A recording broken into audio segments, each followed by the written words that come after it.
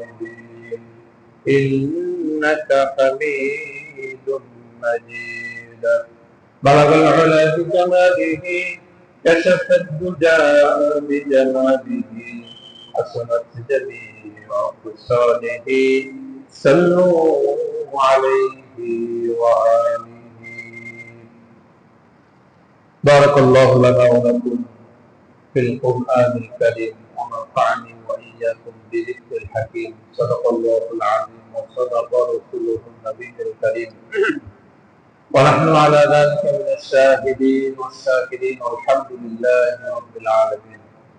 معزز محترم হযরত মুরব্বিয়িন এবং সম্মানিত সমবেত সকল ছেলেদের মুসলিমিন কিরাম, মহান আল্লাহ পাক রব্বুল আলামিনের দরবারে লাখো কোটি শুকরিয়া জ্ঞাপন করি, যিনি রাজাধিরাজ রব্বুল আলামিন মুসলিময় কয়েকজন গুনাহগার গোলামকে অত্যন্ত দয়া করে মায়া করে ভালোবেসে কুদরতি স্নেহের ফলে আশ্রয় দিয়ে পবিত্র জুমা বলে পবিত্র মসজিদে এসে পূর্ণ শারীরিক ও মানসিক প্রস্তুতি সহযোগে ধ্যান মগ্নে একাগ্র চিত্তে বসে তার হাবিব মুহাম্মদ রাসূলুল্লাহ সাল্লাল্লাহু আলাইহি ওয়াসাল্লামের কিছু অমৃত হৃদায়তপূর্ণ বাণী শ্রবণ করার তৌফিক এনায়েত করেছেন।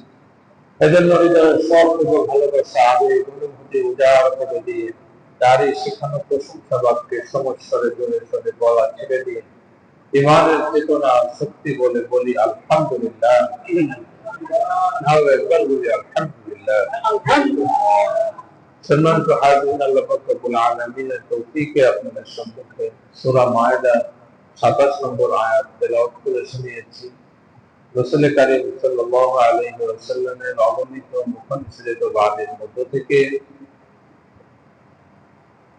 মুসনাদে আহমদ শরীফ এবং ইবনে মাজাহ বর্ণিত একটি হাদিস আপনাদেরকে পাঠ করে শুনিয়েছি। আল্লাহ পাক রব্বুল আলামিন তৌফিক দান করেন তো উক্ত আয়াত ও হাদিসের আলোকে নির্দিষ্ট বিষয়ের উপর নির্ধারিত সময় পর্যন্ত আলোচনা করার চেষ্টা করব ইনশাআল্লাহ। দোয়া করবেন আল্লাহ যেন আমাকে ঠিকঠাক মতো বলার এবং আপনাদেরকে ঠিকঠাক মতো শ্রবণ করার তৌফিক দান করেন। সকলে বলি আমিন। সম্মানিত হাজিরিন, আমাদের সামনে আমাদের একটি ঐতিহ্যবাহী ধর্মীয় আচার, যেটিকে আমরা কুরবানি বলে থাকি, খুবই সন্নিকটে।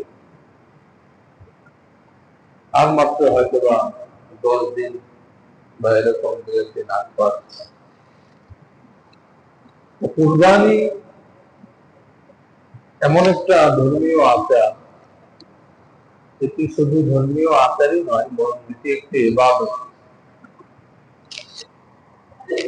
আল্লাহ পাক রব্বুল আলামিন আমাদের ধর্মের প্যান্ডেলটিকে এমন করে সাজিয়েছেন যে ধর্মের প্যান্ডেলের সব কোণেই সৌন্দর্য ভরা।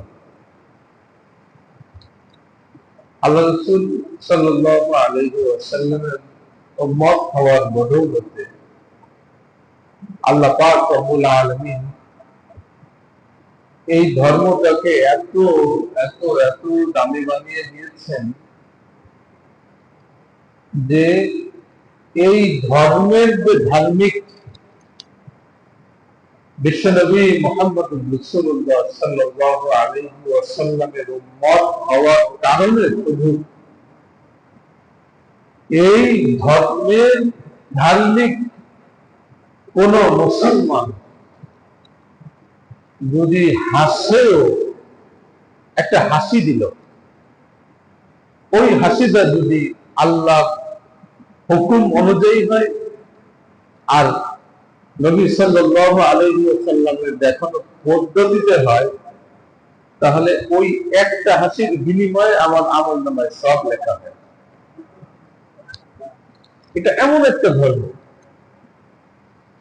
মানে এই ধর্মের প্যান্ডেলটাকে আল্লাহ এমন ভাবে সাজাইছেন যে এই ধর্মের প্যান্ডেলের যাবতীয় ডেকোরেশন সব কিছু ইবাদত করে দিয়েছেন। আপনি হাসলে সেটাও কি হবে বলেন? ইবাদত হবে। আপনি হাসলে আপনি হাসলে সেটাও কি হবে? ইবাদত হবে। আপনি কাঁদলেও সেটা কি হবে? ইবাদত হবে। আপনি যদি উঠা বসেন তাহলে এটাও কি হবে? ইবাদত হবে। আপনি যদি দাঁড়ান ইবাদত হবে। আপনি যদি শোন ইবাদত হবে। আপনি চিৎ হলে ইবাদত হবে। আপনি কাত হলে ইবাদত হবে। আপনি ঘুমালে ইবাদত হবে। আপনি খেলে ইবাদত হবে। আপনি ঢেকুর তুললেও ইবাদত হবে, যদি সেই ঢেকুর তোলাটা আল্লাহর হুকুম এবং রাসূলের সুন্নাত মোতাবেক। এটা এত সুন্দর এক ধর্ম। এই ধর্মে যদি কেউ জুতা পরিধান করে, তার জুতা পরিধান করাও সওয়াব। এই ধর্মের কেউ যদি মাথা আঁচড়ায় চিরুনি দিয়ে, তাহলে সেই মাথা আঁচড়ানো চিরুনি দিয়ে মাথা আঁচড়ানোকেও তার সওয়াব। এমন ভাবে আল্লাহ এই ধর্মটাকে সাজাইছেন, এমন ভাবে যেখানে মুসলমানের কোন কাজ ইবাদত ছাড়া নাই, কোন কাজ সওয়াব ছাড়া নাই। এমন ভাবে আল্লাহ পাক সাজাইছেন। এই জন্য এই ধর্মের ঐতিহ্য ইবাদত, এই ধর্মের ইতিহাসও ইবাদত, এই ধর্মের কাহিনীও ইবাদত, এই ধর্মের আচারও ইবাদত, এই ধর্মের প্রত্যেকটা ধর্ম বইয়ে ইবাদত। যেন এমন এক মহান ইবাদত, যে ইবাদতের নাম হইল কোরবানি। যে ইবাদতের নাম হইল কি? কোরবানি। কুরবানি শব্দের অর্থ হইল কাছে আসা। কুরবানির শব্দের অর্থ কাছে আসা। কুরবানি মানে নিকটবর্তী হওয়া। তার মানে এই ইবাদত যে শব্দ দিয়ে, সেই শব্দ বিশ্লেষণ করলেই এই ইবাদতটা কি, এই ঐতিহ্যবাহী এই কুরবানিটা কি, এটা আমাদের সামনে অটোমেটিক চলে আসে। শুধু এটা শব্দ বিশ্লেষণ করলে, কুরবানি মানে কাছে আসা। কি আসা? কাছে আসা। তার মানে আল্লাহ পাক এই কুরবানির মাধ্যমে কুরবানি দাদাকে তার কাছে টেনে নেন। কি টেনে নেন? কাছে টেনে নেন। কত কাছে? কাছে টানতে টানতে টানতে আল্লাহ বলে যে আমার বান্দার মধ্যে কোনো ধরনের পর্দা থাকে না, এতটা কাছে টেনে নেন। কোরবানি শব্দের আর এক অর্থ হইল ত্যাগ। কি? ত্যাগ। এই পৃথিবী বাদ দেন, আমাদের ইবাদত বাদ দিলাম, পৃথিবীর কথাই ধরেন না কেন, ত্যাগ ছাড়া দুনিয়ায় কেউ কারো দামও দেয় না, কারো পরিচয়ও দেয় না। কথা বলেন ঠিক? হ্যাঁ, যদি বাপে পোলার জন্য ত্যাগ না করে, তাহলে ওই পোলা কোনোদিন বাপরে বাপ দেয় না। দেখছেন, তুমি আমার জন্য আমার খাওয়ান দেও নাই, পড়ান দেও নাই, আমার লেখাপড়া ছিল না, তোমাদের বাপ তুমি কি ঘোরার দিন? হ্যাঁ, যদি স্বামী স্ত্রীর জন্য ত্যাগ না করে, স্ত্রী স্বামীর কষ্টটা স্বীকার করে না, যদি আপনি নিজের শ্রম দিয়ে ত্যাগ না করেন, তাহলে আপনার উপার্জন মিলবে না। ত্যাগ ছাড়া পৃথিবীতে না কিছু হয়েছে, না কিছু হয়। এবং সর্বোপরি কথা হলো, এই ত্যাগের প্রশ্নটা সব থেকে বেশি সেখানে আছে যেখানে ভালোবাসার প্রশ্ন হয়। কথা বলেন ঠিক কিনা? ত্যাগ ছাড়া ভালোবাসার কোনো মূল্য নাই, এবং ভালোবাসার দাবিও কোনো মিথ্যা। যেই ভালোবাসায় ত্যাগ নাই, সেই ভালোবাসা ভালোবাসাই না। ঠিক কিনা? এই জন্য কোরবানির আর এক অর্থ হলো ত্যাগ করা। আমাদের যদি আমাদের যে ইবাদত গুলো, এই ইবাদত গুলোর কিন্তু আলাদা এক একটা নাম আছে। প্রত্যেকটা ইবাদতের এক একটা নাম, যেটা আমরা শুনি এটা ছাড়া। যেমন কালিমাকে বলা হয় তার, কালিমাকে কি বলা হয়? তার, তার মানে পরিচয় লাভ করা। তার মানে কি? পরিচয় লাভ করা, মানে কালিমার মাধ্যমে একজন বান্দা আল্লাহর পরিচয় করে। বুঝেন নাই? আল্লাহর সাথে সম্পর্ক করার প্রথম স্টেপ হলো কালিমা। প্রথম স্টেপ, প্রথম ধাপ হলো কি? কালিমা। এই জন্য কালিমাকে বলা হয় তার পরিচয়। এরপরে কি? কালিমার পরে নামাজ। কালিমার পরে কি? নামাজকে বলা হয় তাআল্লুম, সম্পর্ক। নামাজের নাম কি? সম্পর্ক। যখন বান্দা মালিকের পরিচয় পেয়ে যায়, তখন বান্দার কাজ হলো তার সাথে সম্পর্ক গড়ে তোলা। ঠিক না? পরিচয় পাওয়ার জন্য সারা দুনিয়া খুঁজে অনেক কষ্ট করে ঠিকানাটা নেয়। ঠিকানাটা যখন শুরু নেওয়া হয়ে গেল, তখন শুরু হয় যে কিভাবে এর সাথে সম্পর্ক করা যায়। এই জন্য কালিমা হইল পরিচয়, পরিচিতি লাভ। নামাজ হইল তাআল্লুক, সম্পর্ক গড়ে তোলা। রোজা,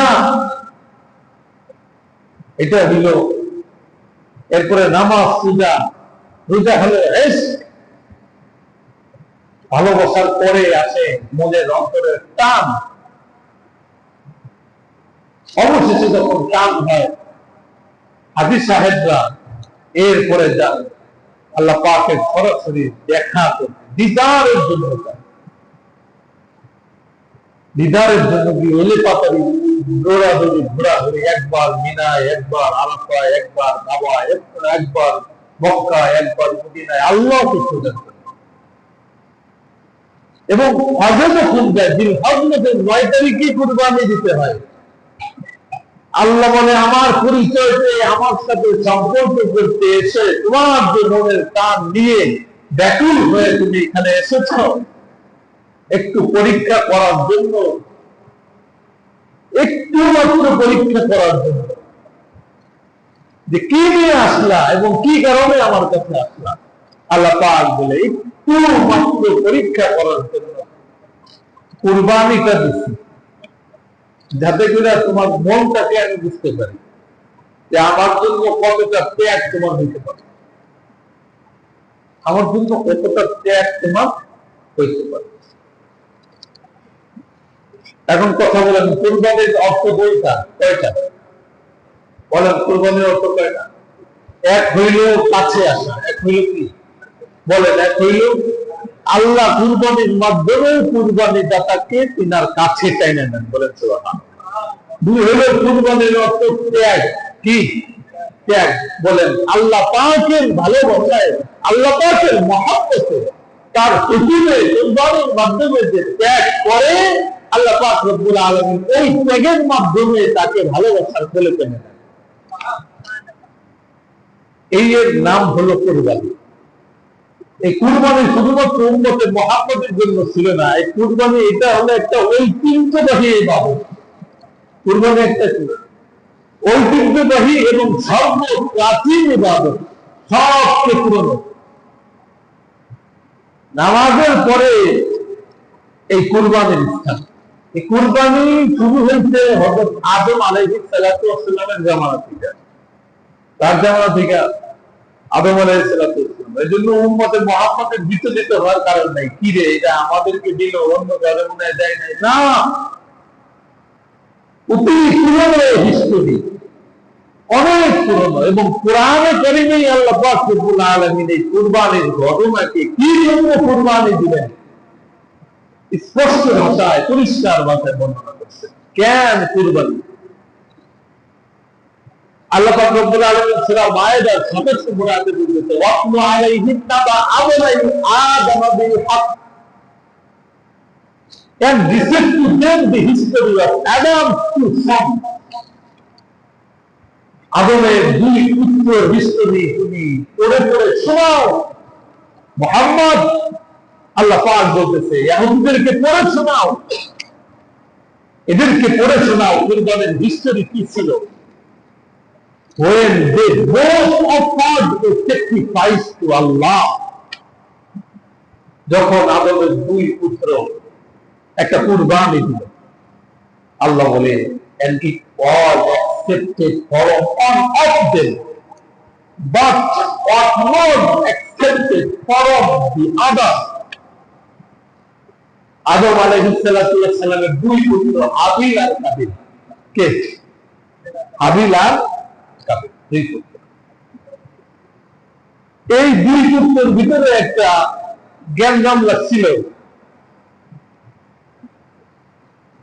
একটা কি লাগছিল? জ্ঞানজাম।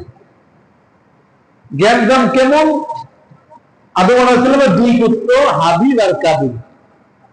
যে কাবিল, এই কাবিল একটু অন্যায় আবদার করে বলছে, কারণ তখন জোড়ায় জোড়ায় আদম আলাইহিস সালামের ছেলে মেয়ে হতো, এক জোড়ার ছেলে আর এক জোড়ার মেয়ে, এইভাবে বিয়ে দেওয়া হতো।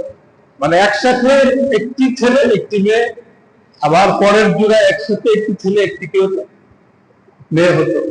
এই জোড়ার ছেলে ওই জোড়ার মেয়ে, আবার ওই জোড়ার মেয়ে এই জোড়ার ছেলে। এইটা ছিল নিয়ম, বিবাহের নিয়ম ছিল আদম আলাইহিস সালামের ধর্মে এটা। তো কালক্রমে দুই ছেলে হাবিল আর কাবিল,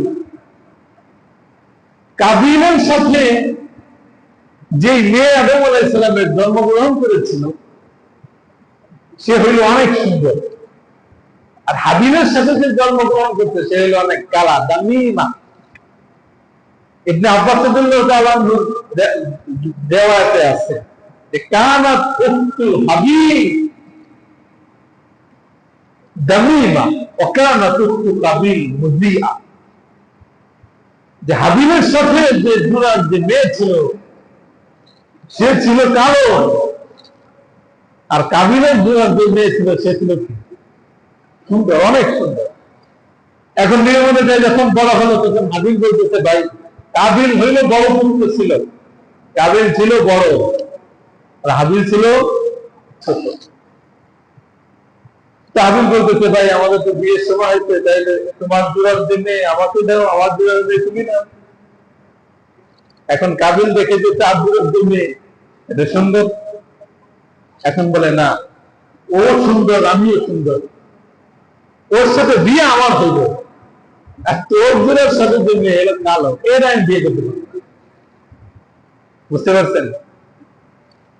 বাবা আদম আলাইহিস সালাম পৃথিবীতে ওই নারী সংক্রান্ত ক্লাসে পড়ান, এই দুনিয়ায় আসলে আবার দুনিয়ায় সব ক্লাস হইল না দুনিয়া। বুঝতে পারছেন? আবার আল্লাহ রাসূল বলে গেছে, আমি আমার উম্মতের জন্য নারীর থেকে বেশি ফিতনার আর কিছুই রেখে দেব। আমার উম্মতের পুরুষের সব থেকে বড় ফিতনা হলো কি? নারী। সব থেকে বড় ফিতনা নারী। আর এই নারী রাস্তায় ছেড়ে দিতে পারলেই হবে, আর কিছু লাগে? হ্যাঁ, সব থেকে বড় বড় হলো পানি দিতে ছেড়া, এলাকা ডুববনি, এলাকা ডুববে। হ্যাঁ, আল্লাহ রাসূল বলে নারী থেকে এত বড় ফিতনা আর এত বড় ভয়ঙ্কর জিনিস আমার উম্মতের পুরুষদের জন্য আমি কিছুই রেখে দিতেছি না। আর উম্মতের পুরুষ এখন সমস্ত নারী বন্যার পানির মতো রাস্তায় ছেড়ে দিচ্ছে। তার মানে চেতনা কথা দেখুন, রাস্তা বয়ে ঘুরে, আর যুবক প্রতিনিয়ত যুবক এই চেতনার ভিতরে হাবুডুবু খায়। পৃথিবীর সর্বপ্রথম ঝামেলা নারী কেন্দ্রিক হওয়ার দ্বারাও আমাদের মধ্যে এই মেসেজ আছে যে নারী থেকে সাবধান। কিন্তু আমাদের অবস্থা কেরোসিন না ডিজেল মজুর সব এই অবস্থা। এখন কাবিল কয় না আমি কালো মেয়ে বিয়ে করতে পারবো না, হাবিল কয় বড় ভাই যুগের সাথে কথা বলেন, নিয়মটা এটা ছিল না, নিয়ম এটা ছিল না। এবং আব্বা বলে দিচ্ছে যে একটা ছেলে একটা মেয়ে হবে, এই পাশের মেয়ে ওই পাশের ছেলে, ওই পাশের ছেলে এই পাশের মেয়ে। তুমি এখানে এসে আবার ভেটু দাও কেন? পায় না, তোর সাথে জোড়া যে হলো কালা দামিমা, আর আমার সাথে যে হয়েছে হলো সুন্দর। এক বর্ণনায় আছে ওখানে কাবিল বলে যে আমরা দুইজন হলো জান্নাতি, আমাকে জান্নাতি মাটি দিয়ে বানাইছে, আর তোকে বানাইছে দুনিয়ার মাটি দিয়ে। যা বলেন নাই, এই ক্যাশ লেগে গেছে। পেছ লেগে গেলে আদম আলাইহিসসালামের কাছে আসছে। হাবিল বলতে তার ভাই এই অবস্থা, বড় ভাই এখন তো আমার সাথে যে মেয়ে তারা বিয়ে করতে চায় না। এখন কাবিল ওখানে গিয়ে বলতেছে আদম আলাইহিসসালাম বলে যে আমি এই কালো মেয়ে বিয়ে করতে পারবো না, আমি সুন্দর মেয়ে বিয়ে করবো। আদম আলাইহিসসালাম বলে যে আল্লাহর অর্ডার হলো যে হাবিলের সাথে যে মেয়ে সে তুমি বাবা, আর তোমার সাথে যে মেয়ে সে পাবে হাবিল। কি মানবে না? কিন্তু বড় বলায় গাউরা, এমন গাউরা তো কথা মানবেই না। এবার আদম আলাইহিসসালাম বলে আচ্ছা সলিউশনে আছে, তোমরা উভয়ে একটা কুরবানি দাও আল্লাহর নামে। কি দাও? তোমরা উভয়ে আল্লাহর নামে একটা কি দাও? কুরবানি দাও। এই কুরবানি কবুল হইল তার, বুঝে নিতে হবে তার দাবি সঠিক, তার অন্তর সঠিক, তার সিদ্ধান্ত সঠিক, সেই আল্লাহর হুকুমকে মেনে নিয়েছে। আর যার কুরবানি আল্লাহর দরবারে গ্রান্টেড হবে না, অ্যাকসেপ্ট হবে না, বুঝে নিতে হবে সেই অন্যায় একবার করতেছে, তার দাবি অন্যায়মূলক এবং তার এই কথা নিজস্ব, সে আল্লাহর হুকুমের উপরে নেই। আচ্ছা ঠিক আছে, মেনে নিচ্ছে। কারণ উনি মনে মনে ভাবতেছে কাবিল যে আরে আমি তো পেয়ে যাই, আমিও সুন্দর, সুন্দর, বুঝেন নাই, মনে মনে মন গলা খাইতেছে। তাফসীরের ভিতরে লেখে যে হাবিল উনি ক্ষেত খামার করতো, আর কাবিল তিনি পশু পাখি লালন পালন করতো। পশু পাখি লালন পালন করতো, কি করতো? পশু পাখি। এক রেওয়ায়েতের ভিতরে আছে যে হাবিলের ফুটফুটে একটা বকরির বাচ্চা ছিল, ফুটফুটে।